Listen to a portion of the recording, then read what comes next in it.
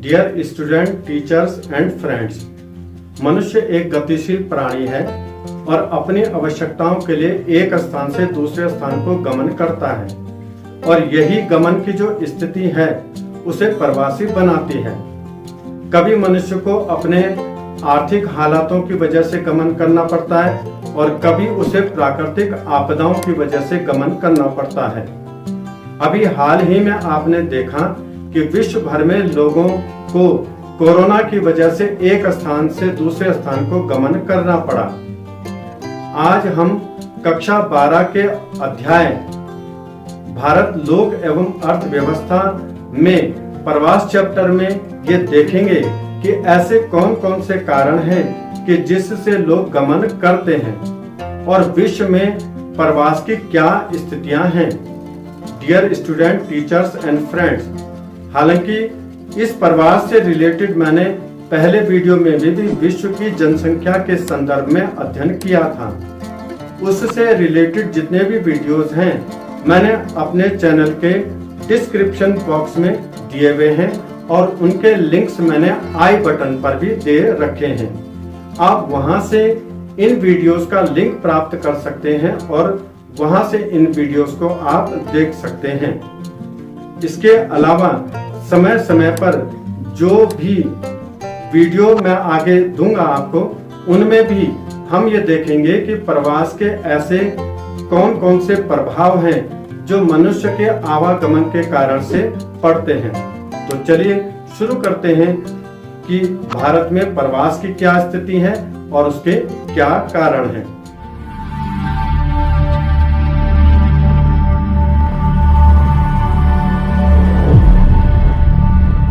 Students, आज हम कक्षा 12 भारत लोक एवं अर्थव्यवस्था के चैप्टर प्रवास प्रकार, कारण और परिणाम के भाग 1 का अध्ययन करेंगे। आज के इस चैप्टर में चर्चा के बिंदु इस प्रकार से हैं। पहला, प्रवास, उसका परिचय। दूसरा, प्रवास का इतिहास। तीसरा, प्रवास की धाराएं या प्रकार। चौथा, प्रवास की विभिन्नताएं और प्रवास की बाधाएं और साथ साथ में हॉट पॉइंट्स यानी फोकस और सातवां टेस्टिंग सैंपल यानी हॉट क्वेश्चंस का अध्ययन करेंगे। सबसे पहले प्रवास। प्रवास दिक् और काल के संदर्भ में जनसंख्या का पुनर्वितरण है। दूसरे शब्दों में आवास, प्रवास, गमनागमन या प्रवसन से तात्पर्य मानव समूह या व्यक्ति के भौगोलिक स्थान परिवर्तन से है। यूएनओ के अनुसार प्रवसन एक प्रकार के भौगोलिक स्थान परिवर्तन है जो एक भौगोलिक इकाई और दूसरी भौगोलिक इकाई के बीच होती है। डेविड हीर के अनुसार अपने सामान्य निवास स्थान के किसी दूसरे स्थान पर जाकर बसना स्थानांतरण या प्रवास कहा जाता है। प्रवास की 2 प्रक्रियाएं देखने में आती हैं। पहला, उत्प्रवास जिसे एमिग्रेशन कहते हैं और दूसरा अप्रवास जिसे इमिग्रेशन कहा जाता है। सबसे पहले उत्प्रवास, जिस स्थान को छोड़कर मनुष्य अन्य स्थानों को चले जाते हैं उस स्थान के संदर्भ में प्रवास को उत्प्रवास कहते हैं और व्यक्ति प्रवासी कहा जाता है।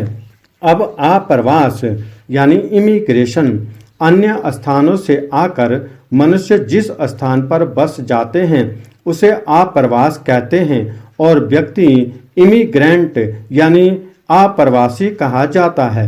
जैसे मध्य प्रदेश या राजस्थान से जब कोई मुंबई या बेंगलुरु चला जाता है तो मुंबई के लिए अप्रवासी तथा मध्य प्रदेश राजस्थान के लिए वह प्रवासी होगा। प्रत्येक दिन कार्य पर एक नगर से दूसरे नगर या एक गांव से दूसरे गांव प्रतिदिन आने जाने वाले व्यक्ति को दैनिक प्रवासी या कम्यूटर्स कहते हैं। आइए हम भारतीय प्रवास के इतिहास को समझते हैं। भारत मध्य और पश्चिमी एशिया और दक्षिणी पूर्व एशिया से आने वालों का साक्षी रहा है। इस तरह भारत से भी लोग बेहतर अवसरों की तलाश में विभिन्न स्थानों को गए हैं। विभिन्न कालों में भारतीयों का प्रवास इस प्रकार हुआ है। सबसे पहला औपनिवेशिक काल में यानी ब्रिटिश काल में अंग्रेजों द्वारा उत्तर प्रदेश, बिहार से मॉरिशस, कैरिबियन द्वीपों, फिजी, दक्षिणी अफ्रीका, फ्रांसीसियों और जर्मनियों के द्वारा ट्यूनीशिया, गुआडेलूप, सूरीनाम और पुर्तगालियों के द्वारा गुआ, दमन द्वीप से अंगोला, मोजाम्बिक द्वीपों में गिरमिट या मजदूर के रूप में प्रसार हुआ है। दूसरी तरंग में व्यवसायियों, शिल्पियों, व्यापारियों, फैक्ट्री मजदूरों का प्रसार थाईलैंड, मलेशिया, सिंगापुर, इंडोनेशिया तथा पश्चिमी एशिया में तेल के वृद्धि से कुशल व अर्धकुशल श्रमिकों का प्रसार हुआ है। तीसरी तरंग में डॉक्टरों, इंजीनियरों, सॉफ्टवेयर इंजीनियरों, प्रबंधन परामर्शदाता, वित्तीय विशेषज्ञों आदि का USA, Canada, United kingdom, Australia, New Zealand, Germany आदि में प्रवास हुआ है। इस प्रकार वर्तमान में भारतीयों ने सबसे ज़्यादा शक्तिशाली प्रसार किया है। स्टूडेंट, आइए हम विश्व के मानचित्र से भारत से विभिन्न कालों में, विभिन्न समय में होने वाले प्रवास को समझते हैं। यदि हम सूची को ध्यान से देखें, कीज को ध्यान से देखें, तो जहाँ पर आपको बैगनी कलर की, वॉयलेट कलर की डॉटेड लाइन नज़र आ रही हैं, तो ये है indenture labour from south Asia, यानी दक्षिण एशिया से जो लेबर के रूप में, गिरमिटिया मजदूर के रूप में प्रवासी गए हैं, ये उस फ्लो को दिखाती है। इसके अलावा जो डार्क कलर की डॉटेड नीली लाइन है, वो इस बात को दिखाती है कि जिसमें दुगना और तिगना प्रवास हुआ है लेबर्स का, यानी गिरमिटिया मजदूरों का। यहाँ पर ग्रीन कलर की जो लाइन है वो दिखाती है कि यूनाइटेड किंगडम यानी ब्रिटेन और द्वीप समूह को पहले 1947 से पहले दक्षिण एशिया से जो माइग्रेशन हुआ है, जो प्रवास हुआ है। यहाँ पर ग्रीन कलर की दूसरी जो लाइन है 1947 के बाद एशिया से होने वाला जो माइग्रेशन जो यूके को हुआ है उसको दिखाता है। इसके अलावा जो ब्लू कलर की लाइन है 1947 के बाद मिडिल ईस्ट में होने वाले प्रवास को दिखाता है। और लास्ट जो लाइन है, जो ग्रीन कलर की लाइन है, वो 1947 के बाद यूएसए यानी अमेरिका, कनाडा, ऑस्ट्रेलिया और न्यूजीलैंड को होने वाले प्रवास को दिखाती है। आइए हम विश्व के मानचित्र पर इसको एक बारी देखते हैं। यदि हम डॉटेड लाइन को देखें यहाँ पे, तो यहाँ डॉटेड लाइन को देखने से पता लगता है कि भारत से ज़्यादातर जो प्रवास वो साउथ अफ्रीका को लेबर के रूप में हुआ है। इसके अलावा गुयाना, सूरीनाम यानी दक्षिण अमेरिका को हुआ है। इसके अलावा यूके को भी गिरमिटिया मजदूर के रूप में प्रवास हुआ है। इसके अलावा युगांडा, कीनिया और तंजानिया ऐसे कंट्रीज़ को भी गिरमिटिया मजदूरों के रूप में प्रवास हुआ है। मानचित्र में अगर हम देखें तो विश्व के और देशों में गिरमिटिया मजदूरों के रूप में और कहां पर प्रवास हुआ है। मानचित्र को देखने से पता लगता है कि मलेशिया, ऑस्ट्रेलिया यानी फिजी के भागों को भी गिरमिटिया मजदूरों के रूप में प्रवास हुआ है। इसके अलावा विश्व के भागों में यानी जमाइका, ट्रिनिडाड आदि जैसे द्वीपों को भी प्रवास हुआ है। अब हम देखते हैं कि 1947 के पहले और 1947 के बाद भारत में किन किन देशों को प्रवास हुआ है। 1947 के बाद और 1947 के पहले भारत में बहुत सारे देशों को प्रवास हुआ है। 1947 के पहले यूके में ज़्यादा प्रवास हुआ है। इसके अलावा 1947 के बाद यूके में भी ज़्यादा प्रवास हुआ है। इसके अलावा ऑस्ट्रेलिया और न्यूजीलैंड में भी भारत से भारी मात्रा में प्रवास हुआ है।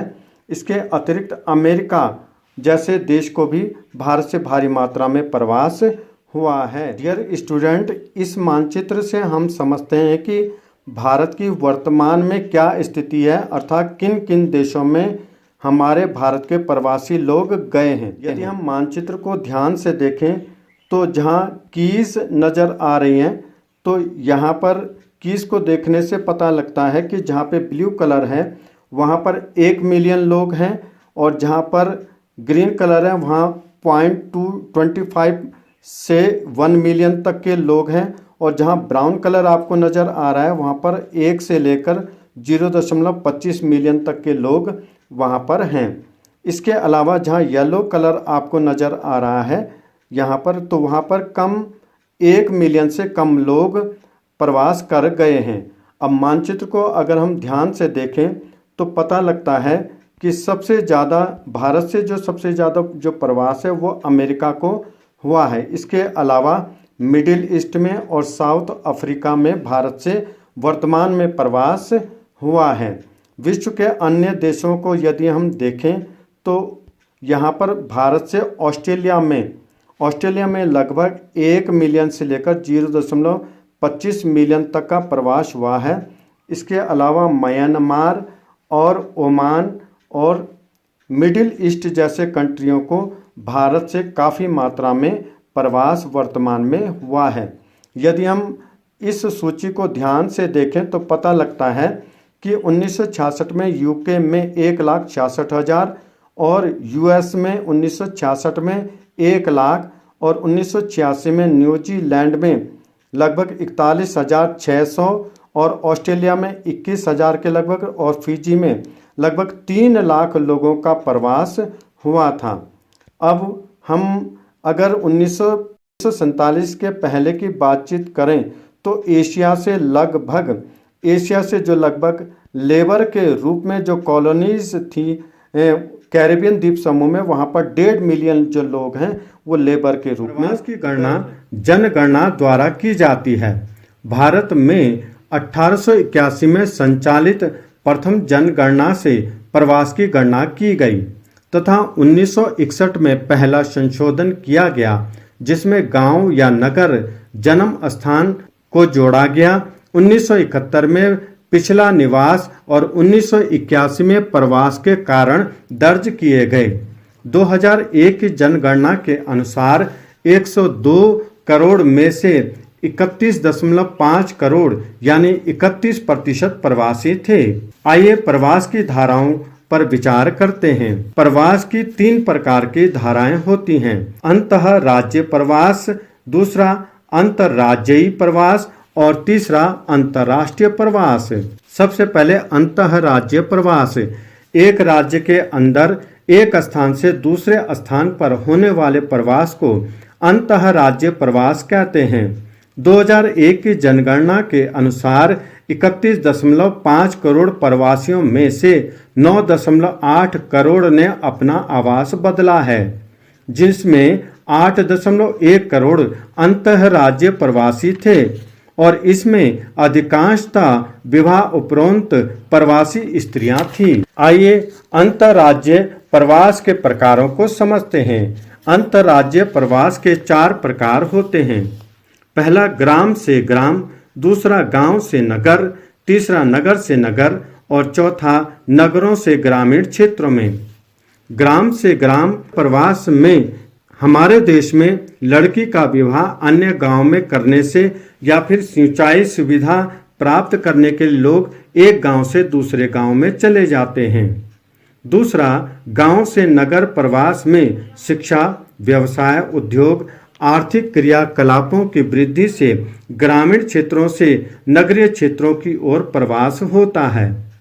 तीसरा नगर से नगर प्रवास सामान्यतः एक नगर से दूसरे नगर में प्रवास राजनीतिक, उच्च सामाजिक, प्रशासनिक व उच्च व्यावसायिक कारणों से होता है। उद्योग, बैंक, व्यवसाय खुलने पर भी इस प्रकार का प्रवास होता है। चौथा है नगरों से ग्रामीण क्षेत्रों में होने वाला प्रवास। इस प्रकार का प्रवास असामान्य, धीमा व अतज्य कारणों से होता है, जिसका आधार प्रशासनिक नीति होता है। ग्रामीण क्षेत्र में प्रशासनिक इकाई, स्कूल, पुलिस स्टेशन, डाकघर, सहकारी भंडार, बैंक खुलने पर इस प्रकार का प्रसार होता है। आइए इन प्रसारों को हम चित्र के माध्यम से समझते हैं। डियर स्टूडेंट, आइए हम भारत में अंतर्राज्यीय प्रवास को इस ग्राफ के माध्यम से समझते हैं। यदि हम ग्राफ को ध्यान से देखें तो यहाँ पर 2 स्थितियाँ आपको नज़र आती हैं। ऊपर जहाँ पर हल्का ब्लैक कलर आपको नज़र आ रहा है ये तो है पुरुष का, और जहाँ पे आपको डार्क ब्लैक कलर नज़र आ रहा है वो है स्त्री प्रवास को दिखाने वाला सेक्शन।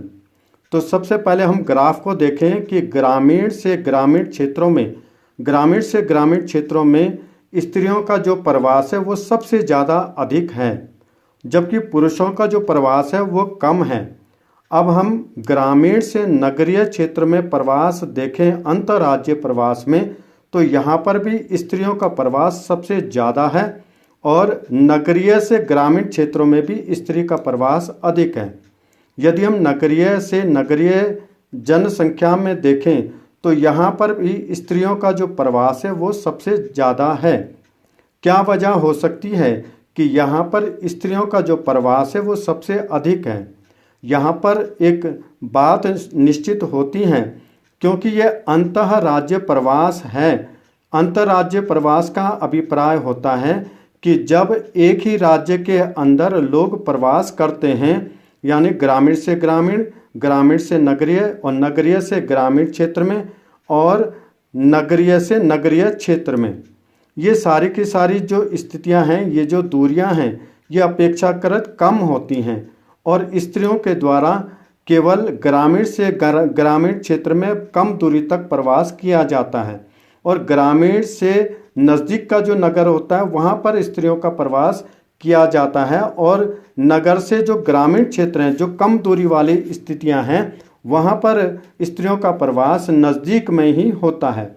और नगरीय से नगरीय ये भी कम दूरी का प्रवास है। ये सारे के सारे प्रवास ये बताते हैं कि इस दौरान केवल महिलाओं का जो प्रवास है वो विवाह के कारण और विवाह के उपरांत हुआ है। इसलिए इस सूची में अंतर्राज्यीय प्रवास में ग्रामीण क्षेत्रों में, नगरीय क्षेत्रों में, ग्रामीण से नगरीय क्षेत्रों में, नगरीय से नगरीय क्षेत्रों में स्त्रियों का प्रवास अधिक है और पुरुषों का प्रवास कम है। अगली सूची, डियर स्टूडेंट, आइए हम भारत के मानचित्र में ये देखते हैं कि भारत में इंटरनल यानी अंतर्राज्यीय जो प्रवास है वो कहाँ से कहाँ को हुआ है और कौन कौन क्षेत्र ऐसे हैं कि जिन जगहों पर ज़्यादा प्रवासी लोग आए हैं। तो मानचित्र को देखने से हमें पता लगता है कि यहाँ नॉर्थ ईस्ट के जो लोग हैं वो ज़्यादातर बेंगलुरु, न्यू दिल्ली और अदर मेट्रो सिटीज़ में ज़्यादा जाते हैं और बिहार का और यूपी के जो क्षेत्र हैं ये भी ज़्यादातर मुंबई के लोग मुंबई की ओर ज़्यादा प्रसार करते हैं। इसके अलावा हम सौराष्ट्र में देखें, यदि हम सौराष्ट्र में देखें तो यहाँ पर सौराष्ट्र के जो लोग हैं वो ज़्यादातर सूरत की ओर प्रवास करते हैं और मुंबई के जो बाहर के जो लोग हैं वो ज़्यादातर मुंबई की ओर प्रसार करते हैं। केरल में अगर हम देखें तो केरल में ज़्यादातर जो लोग हैं वो गल्फ़ यानी मिडिल ईस्ट यानी सऊदी अरब जैसे कंट्रीज़ को जाते हैं। इसके अलावा जो आपको ये गोल बिंदु नज़र आ रहे हैं ये ऐसे पॉइंट्स हैं कि जहाँ पर लोग सीजनल माइग्रेशन यानी मौसमी प्रवास करते हैं, यानी क्रॉप के दौरान या फिर हाथ से ब्रिक यानी ईंटों को बनाने का कार्य करते हैं। तो गुजरात और राजस्थान का ये जो क्षेत्र है यहाँ पर मौसमी प्रवास ज़्यादा होता है। इसके अलावा उड़ीसा और मध्य प्रदेश के जो मध्य भाग हैं यहाँ पर मौसमी प्रवास ज़्यादा होता है। इसके अलावा महाराष्ट्र और कर्नाटक इन भागों में और तेलंगाना के आसपास के क्षेत्रों में मौसमी प्रवास आसपास के क्षेत्रों में ही देखने को ज़्यादा आता है। जहाँ पर डार्क कलर आपको दिखाई दे रहा है यहाँ पर सबसे ज़्यादा प्रवास ये वो क्षेत्र हैं जहाँ पर 25% से ज़्यादा प्रवास होता है और जहाँ पर येलो कलर आपको दिखाई दे रहा है वहाँ पर 10 से 20% प्रवास होता है और जहाँ रेड कलर आपको नज़र आ रहा है तो वहाँ पर 20 से 25% प्रवास होता है। अंतर्राज्यीय प्रवास देश के विभिन्न भागों से निकट के राज्यों के महानगरों की ओर आर्थिक कारण से होने वाले प्रवास को अंतर्राज्यीय प्रवास कहा जाता है। राजस्थान, मध्य प्रदेश के श्रमिक अहमदाबाद, इंदौर, सूरत और ठीक इसी प्रकार से उत्तर प्रदेश, बिहार, उत्तराखंड के जो लोग हैं वो उत्तर प्रदेश या दिल्ली, पंजाब, हरियाणा को प्रवास करते हैं। इसी प्रकार व्यापारियों का प्रवास भी इन नगरों को और इन राज्यों को होता है। चित्र के माध्यम से हम अंतर्राज्यीय प्रवास को समझते हैं। अंतर्राज्यीय प्रवास में समझते हैं कि यहाँ पर क्या स्थिति है। यदि हम सूची को ध्यान से देखें तो ग्रामीण से ग्रामीण क्षेत्र में अंतर्राज्यीय प्रवास यानी एक राज्य से दूसरे राज्य में जो प्रवास है वो महिलाओं का अधिक है, और दूसरी सूची में ग्रामीण से नगरीय क्षेत्र में वो पुरुषों का प्रवास सबसे अधिक है, और नगर से ग्रामीण क्षेत्रों में दोनों का बराबर प्रवास है, और नगर से नगरीय क्षेत्र में महिलाओं का प्रवास ज़्यादा है।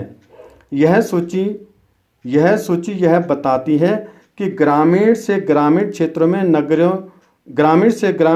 में स्त्रियों का प्रवास इसलिए ज़्यादा है क्योंकि ये ज़्यादा दूरी नहीं है, और दूसरी बात यह है कि लोगों का विवाह के कारण प्रवास हुआ है।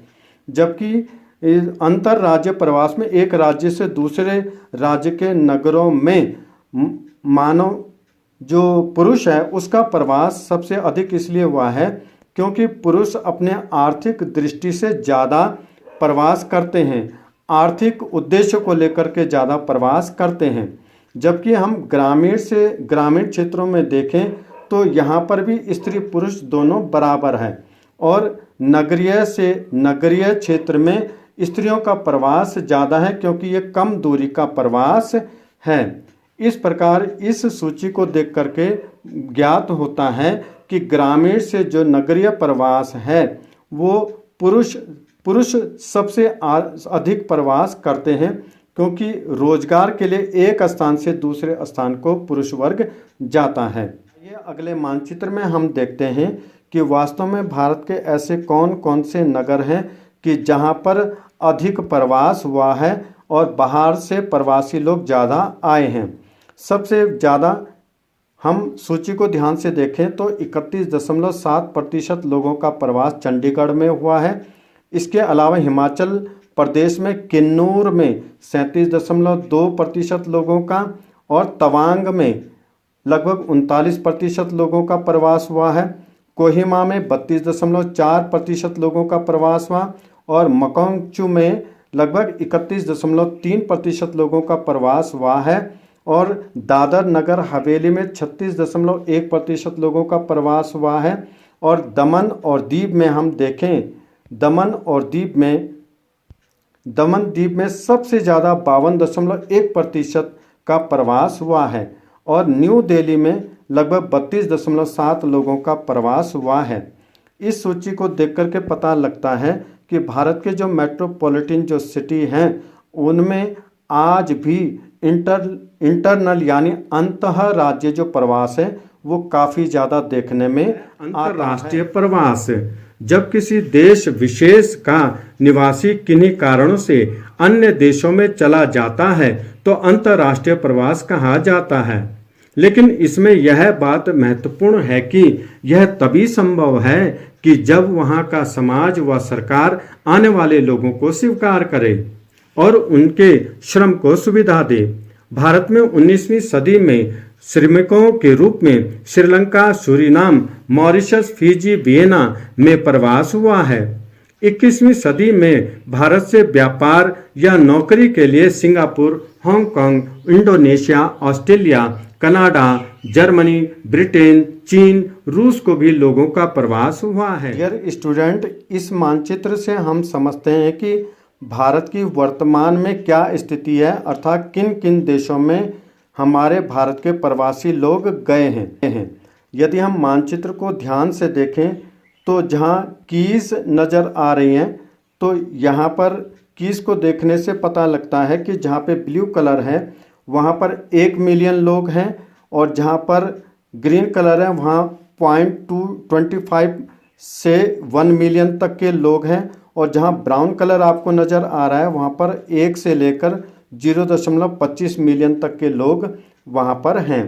इसके अलावा जहाँ येलो कलर आपको नज़र आ रहा है यहाँ पर, तो वहाँ पर कम 1 मिलियन से कम लोग प्रवास कर गए हैं। अब मानचित्र को अगर हम ध्यान से देखें तो पता लगता है कि सबसे ज़्यादा भारत से जो सबसे ज़्यादा जो प्रवास है वो अमेरिका को हुआ है। इसके अलावा मिडिल ईस्ट में और साउथ अफ्रीका में भारत से वर्तमान में प्रवास हुआ है।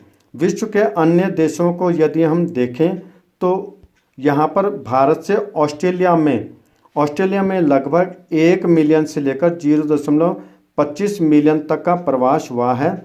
इसके अलावा म्यांमार और ओमान और मिडिल ईस्ट जैसे कंट्रियों को भारत से काफ़ी मात्रा में प्रवास वर्तमान में हुआ है।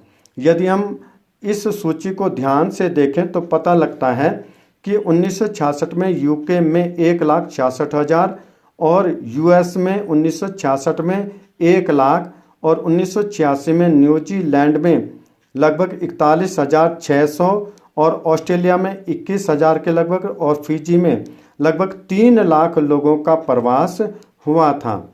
अब हम अगर 1947 के पहले की बातचीत करें तो एशिया से जो लगभग लेबर के रूप में जो कॉलोनीज थी कैरिबियन द्वीप समूह में, वहाँ पर 1.5 मिलियन जो लोग हैं वो लेबर के रूप में गए। स्टूडेंट, आइए हम देखते हैं कि भारत में अपने पड़ोसी देशों से कितना प्रवास हुआ है। यदि हम सूची को ध्यान से देखें तो पता लगता है कि भारत के अपने पड़ोसी देशों से लगभग 95.5% प्रवास हुआ है। अफगानिस्तान से लगभग 9,194 लोगों का प्रवास हुआ है। बांग्लादेश से सबसे ज़्यादा 59.8% प्रवास हुआ है, जबकि भूटान से 2% प्रवास हुआ है और चीन से 0.5% प्रवास हुआ है। नेपाल से 11.6% प्रवास हुआ है और पाकिस्तान से 2001 में 19.3% प्रवास हुआ है। इस सूची को देख करके पता लगता है कि भारत में जो सबसे ज़्यादा जो प्रवास हुआ है वो बांग्लादेश से हुआ है। इसकी वजह यह है कि भारत की जो सीमाएं हैं वो बांग्लादेश के साथ में काफ़ी ज़्यादा खुली हुई हैं। यद्यपि हमारे देश के नज़दीक में नेपाल और भूटान भी हैं, लेकिन नेपाल और भूटान में से हमारे यहाँ अपेक्षाकृत कम प्रवास हुआ है। नेपाल में थोड़ा ज़्यादा प्रवास हुआ है, लेकिन श्रीलंका में हमारे यहाँ पर 2.9 प्रवास हुआ है। इस सूची को देख कर के पता लगता है कि हमारे देश में जहाँ पर सीमाएं खुली हुई हैं वहाँ भारत में सबसे ज़्यादा लोग अपने आर्थिक स्तर को सुधारने के लिए आते हैं। भारत की जनगणना रिपोर्ट के अनुसार बहुत कम लोग जन्म स्थान से अन्यत्र रहते हैं। 90% लोग अपने जन्म स्थान पर रहते हैं। 1901 में 9.27% अपने जन्म स्थान से दूर थे। 1911 में यह 8.7% और 1921 में 9.8% हो गया। 1951 में केवल 5.5% ही अपने जन्म स्थान से दूर थे। 1971 में केवल 3.5% ही लोग अपने जन्म स्थान से दूसरे स्थानों पर गए थे। महाराष्ट्र में सबसे अधिक 23 लाख प्रवासी हैं जो प्रथम स्थान पर है। दूसरे स्थान पर दिल्ली, गुजरात, हरियाणा है। प्रवासियों में उत्तर प्रदेश 26 लाख प्रवासियों के साथ में प्रथम स्थान पर, बिहार 17 लाख दूसरे स्थान पर है, जहां से लोग दूसरे राज्यों में गए हैं। सबसे अधिक प्रवासी मुंबई में हैं और दूसरे स्थान पर दिल्ली में है। इसके माध्यम से समझते हैं कि किन किन क्षेत्रों में कहां कहां से प्रवास अधिक हो रहा है। यदि हम लिस्ट को ध्यान से देखें तो महाराष्ट्र में उत्तर प्रदेश से सबसे ज़्यादा प्रवास होता है, 23% प्रवास यहाँ से होता है, और बिहार से झारखंड में 17.60% प्रवास होता है, और वेस्ट बंगाल में 19.80% जो प्रवास है वो वेस्ट बंगाल से होता है। यदि हम दक्षिण भारत में देखें तो कर्नाटक से 56.80% लोगों का प्रवास महाराष्ट्र में होता है और तमिलनाडु से कर्नाटक को 36.90 और आंध्र प्रदेश से कर्नाटक को 43.50 और केरला से तमिलनाडु को 36.90% लोगों का प्रवास होता है। पश्चिमी भारत में महाराष्ट्र से गुजरात को 32.70 और मध्य प्रदेश से महाराष्ट्र में 28%, गुजरात से महाराष्ट्र में 66% और राजस्थान से लगभग गुजरात को 20% लोगों का प्रवास होता है। इस प्रकार से इस सूची को देखने से ये पता लगता है कि लोगों को जहाँ सुविधा लगती है वहाँ और जहाँ पर उन्हें आर्थिक स्थिति सुधारने के अवसर मिलते हैं उन्हीं क्षेत्रों को लोग माइग्रेट हो जाते हैं, प्रवास कर जाते हैं। ये प्रवास की बाधाओं की बात करते हैं। पहली बात, अपने जन्म स्थान से मोह के कारण प्रवास नहीं करते हैं। दूसरा, जातीय प्रथा के कारण। तीसरा, भाषाओं की विभिन्नता के कारण। चौथा, शिक्षा का अभाव। पांचवा, भूमि से अविच्छिन्न संबंध कृषक। छठा, सामाजिक रीति रिवाज में परिवर्तन से। और सातवां, कृषि पर निर्भरता के कारण। आठवां, बीमारी मलेरिया हुक वर्म। नौवां, ऋणग्रस्तता और 10वां, निर्धनता के कारण लोग प्रवास नहीं करते हैं। आइए अब हॉट पॉइंट्स यानी फोकस पर हम जिक्र करते हैं। सबसे पहला, व्यक्तियों के अन्यत्र स्थान को जाने को उत्प्रवास यानी एमिग्रेशन कहते हैं। दूसरा, व्यक्तियों के किसी स्थान पर आकर बसने को इमिग्रेशन या आप्रवास कहते हैं। तीसरा, 2001 की जनगणना के अनुसार 102.9 करोड़ लोगों में से 31.5 करोड़ यानी 31% प्रवासी थे।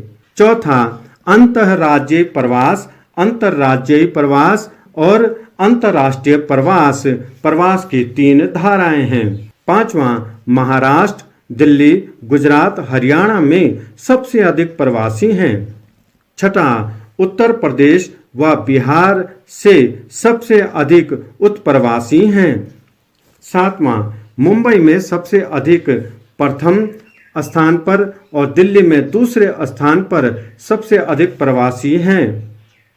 आठवां, भारत से लोग USA, Canada, Germany, Britain, Australia, Sri Lanka, Suriname, Singapore, Malaysia, Mauritius आदि को प्रवास कर गए हैं। नौवां, ऋणग्रस्तता, अशिक्षा, सामाजिक रीति रिवाज, निर्धनता, जाति प्रथा प्रवास में बाधा है। 10वां, भारत में सबसे अधिक प्रवास 95.5% पड़ोसी देशों से हुआ है, जिसमें 59.8% बांग्लादेश से, 19.3% पाकिस्तान से और 11.6% नेपाल से हुआ है। आइए टेस्टिंग सैंपल यानी हॉट क्वेश्चन पर जिक्र करते हैं। पहला प्रश्न, जनसंख्या प्रवास से क्या तात्पर्य है? दूसरा, भारत का कौन सा राज्य अप्रवासियों को सर्वाधिक आकर्षित करता है? तीसरा, अंतर्राज्यीय एवं अंतर्राष्ट्रीय प्रवास में अंतर स्पष्ट कीजिए। चौथा, प्रवास के प्रकारों यानी उनकी धाराओं का उल्लेख कीजिए। पांचवा, प्रवास क्या है? प्रवास की बाधाओं का वर्णन कीजिए। आई होप आज आपको ये वीडियो काफी पसंद आया होगा और आपको पता लग गया होगा कि भारत में ऐसे ऐसे कौन से कारण हैं जिनकी वजह से प्रवास हुआ है और भारत के ऐसे कौन कौन से राज्य हैं जहां सबसे ज्यादा प्रवास होता है और ऐसे कौन से राज्य हैं जहां पर अप्रवासी लोग सबसे ज्यादा आते हैं। Dear student, teachers and friends, पिछले वीडियोस में भी मैंने विश्व के संदर्भ में प्रवास का जिक्र किया हुआ है। आप उन वीडियोस को भी आप देख सकते हैं। इसके अलावा मैंने फेसबुक पर, जियो मास्टर, इंस्टाग्राम, ट्विटर और टेलीग्राम पर भी जियो मास्टर से रिलेटेड चैनल बनाया हुआ है। आप वहां से भी इससे रिलेटेड सामग्री प्राप्त कर सकते हैं और ज्योग्राफी की जानकारी में आप ज्ञान का इजाफा कर सकते हैं। इसके अलावा एक बात और मैं शेयर आपसे करना चाहूँगा कि समय समय पर आप भी मुझे अपने महत्वपूर्ण सुझाव देते रहें और किसी भी प्रकार की कोई त्रुटि अगर होती है उससे भी अवगत कराते रहें। साथ साथ में फेसबुक, ट्विटर, इंस्टाग्राम इन सारे चैनल्स पे आप मुझे फॉलो करें और साथ में जो नए देखने वाले हैं चैनल का तो वो भी उनसे मैं गुजारिश करूंगा कि मेरे इस चैनल को आप सब्सक्राइब करें। तो बने रहिए हमारे साथ में जियो मास्टर चमोली के साथ में और अध्ययन करते रहिए ज्योग्राफी का। God bless you, thank you, have a nice day, thank you.